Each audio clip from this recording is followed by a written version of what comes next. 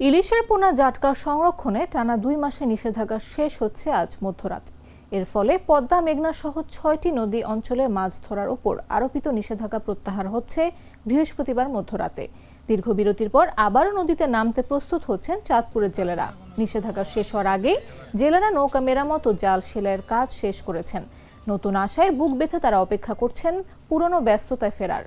ইলিশ সম্পদ রক্ষায় জাটকা নিধন প্রতিরোধ কর্মসূচির আওতায় মার্চ এপ্রিল এই 2 মাস চাঁদপুরের পদ্মা মেঘনা নদীর প্রায় 70 কিলোমিটার এলাকা সহ 6টি নদীতে সব ধরনের মাছ ধরা নিষিদ্ধ ছিল।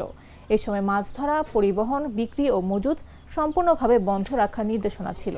তবে জেলেদের অভিযোগ, চলতি বছর জ্বালানি তেলের সংকটকে অজুহাত হিসেবে দেখিয়ে সংশ্লিষ্ট কর্তৃপক্ষ নদীতে তেমন জোরালো অভিযান পরিচালনা করেনি। আমরা একজন জেলে মানুষ, আমরা এই জেলে কাজ করেই খাই।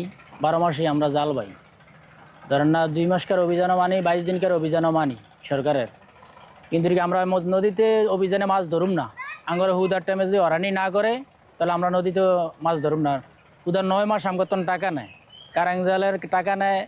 এরপরে ধরেন না সময়তে সাদা জাল কি অন্য জাল লিয়ে খেয়া হলিলে রাত্রে নৌকা লিয়া যায় কষাইখানার বাড়ি নিয়ে আঙ্গ হাজার হাজার টাকা জমি জরিমানা করে। শতকরা 70 থেকে 80% জাটকা যদি সংরক্ষণ করা যায় তাহলে আশা করা যায় ইলিশের সামগ্রিক উৎপাদন অর্থাৎ ম্যাক্সিমাম সাস্টেনেবল ইল্ড এটি বজায় থাকতে পারে।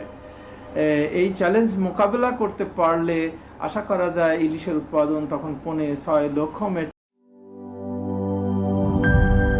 72 ঘন্টা ময়েশ্চার লক সমৃদ্ধ লিলি বডি ওয়াশ, শিয়া বাটারের গুডনেস স্কিন রিপেয়ার করে রাখে সফট ও গ্লোয়িং।